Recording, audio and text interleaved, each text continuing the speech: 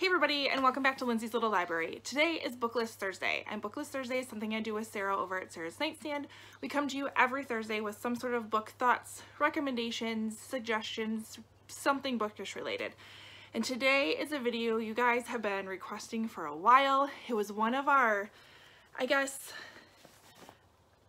my kind of biggest surprise when we did this last summer, as far as the comments we got and the people who felt inspired to do the same thing and went out and did it. So anyways, today we are going to go on a free little library tour.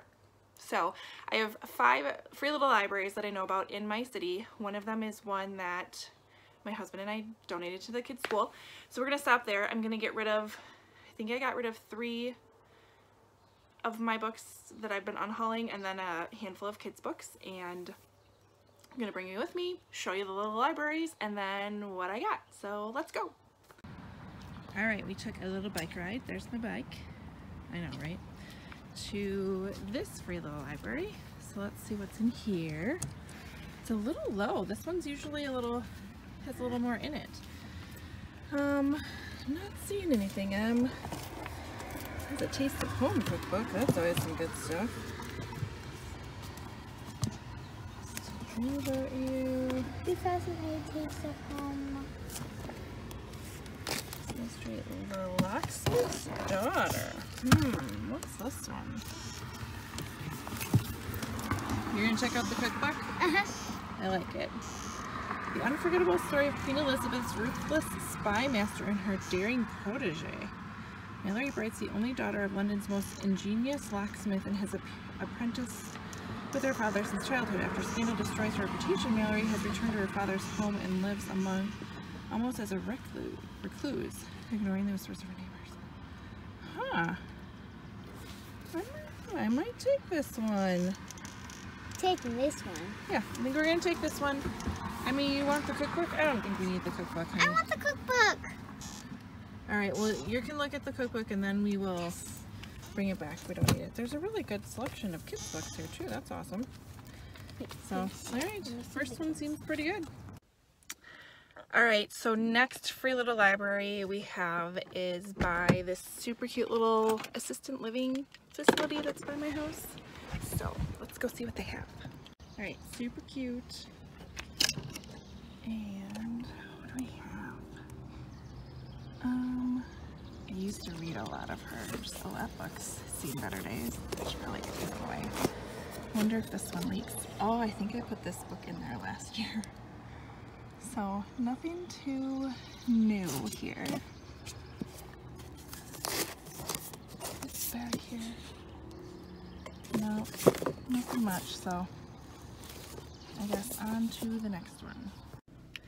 Okay, next library we're gonna hit is actually the one that we donated to the school that my kids now went to, because now they have a new school. But so we're gonna check that out. I grabbed a bunch of kids books that we want to get rid of. So Paw Patrol, Max is Totally Over, and then a bunch of like Sesame Street ones that were great when they were little, but we've grown up a little bit, so I'm gonna put these in there, maybe straighten it up. I highly doubt I'm gonna find anything in there, but you never know. So let's go check it out. All right, here it is. Someone added a lock at the top here. Oh, and the glass is gone. Well, that's not good. I'm gonna have to fix that. So there are a few adult books in here, but mainly kids, which is good. Not a Michael Crichton fan.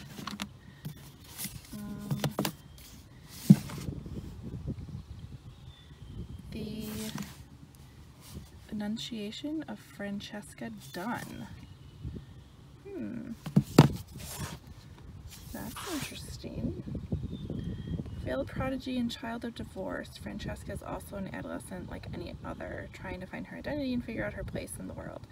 One night, Chester, a homeless man, sees Francesca hovering over the river bathed in celestial light. Days later, as Francesca serves meals to the needy in a local cafe, Chester falls to his knees before her in adoration. Word spreads, followers converge in a catastrophic storm of fervent belief and doubt. the relentless and perpetual desire for salvation, possible miracles, and an adolescent trapped by events far beyond her control. Huh. I don't know, that sounds kind of interesting.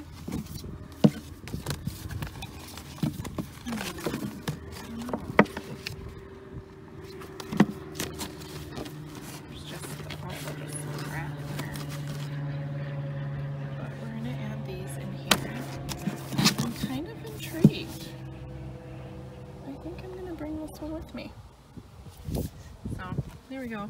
At least it's cleaned up, and hopefully if these are on the side enough, this will help. I wonder if the custodian took it inside. He could have it to fix. So I'm going to have to talk to Matt. See if we can fix her little. That's just sad. But there it is. All right, on to the next. Okay, so after a really quick run to Walmart, I needed some laundry detergent, kitten food, you know, the usual. I'm at my next stop, which is the little library that's right by the new house we're buying. So I thought I would contribute to that one. So I have a couple random ones. I think I got, I don't even know where, but these were in my like get rid of pile. So I'm gonna donate Quite a Year for Plums by Bailey White. I'm gonna put that one in this one and see what they have. But yeah, you're gonna come with me. So here we go. Like, look how cute this is. This is like my new neighborhood. I'm so excited. And there's people around here, so I have to be quiet. Anyways, here is our little library. This one also has the door off of it. Well, that's not good. It looks like a lot of kids' books in here. Big old Stephen King, but I ain't taking that. But yeah, we'll stick that in. Maybe it stays dry. I don't know.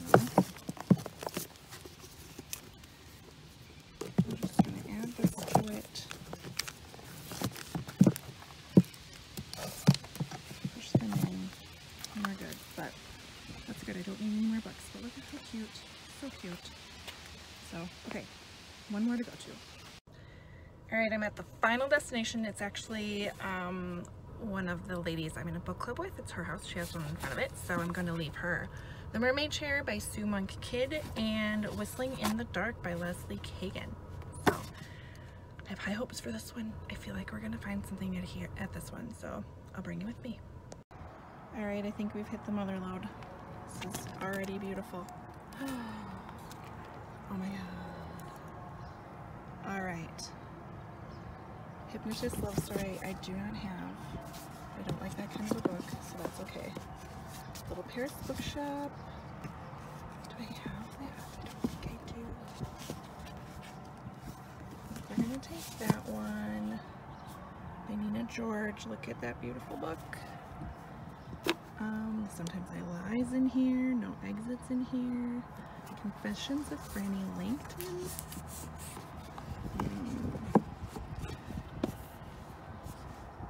Oh yeah, that's a cover one for sure. Lady Cat Makes Trouble, Proof, Reincarnation Blues, and the Beat Drops. It could. Another Sarah's Key. Oh, that was an awesome book. Spinning Forward.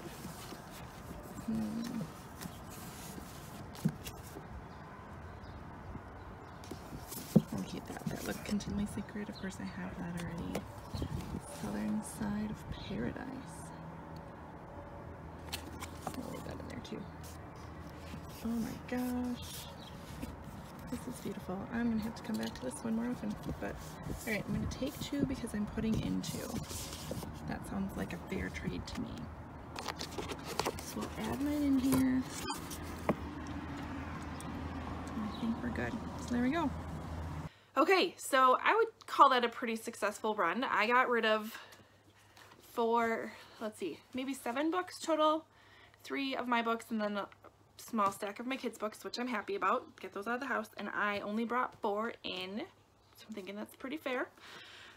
So as you recall, the first stop I brought home The Locksmith's Daughter by Karen Brooks, as well as a cookbook, which Emily has in her room and has taken over, which is fine, you know. I told her to pick out something.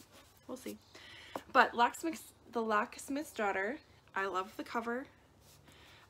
Takes place in London during Queen Elizabeth.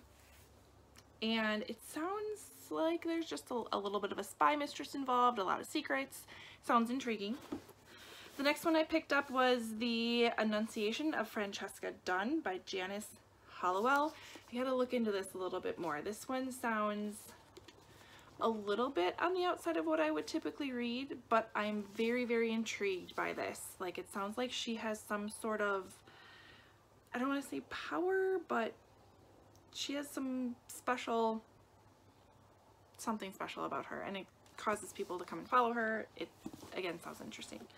And then the two I grabbed from the little library that I'm going to have to make sure I stop at more often because I was super, super impressed with what she has in there. Thank you, Amber. I picked up The Little Paris Bookshop by Nina George.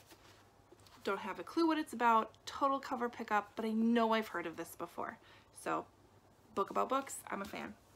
And then The Confessions of Franny Langton by Sarah Collins.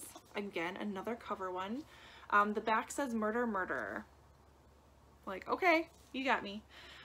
Frances Langton, also known as Ebony Fran or Dusky Fran, was indicted for the willful murder of George Benham and Marguerite Benham in that she, on the 27th day of January in the year of our Lord 1826, did feloniously and with malice aforethought assault George and Marguerite, subjects of our Lord the King, in that she did strike and stab them until they were dead, both upon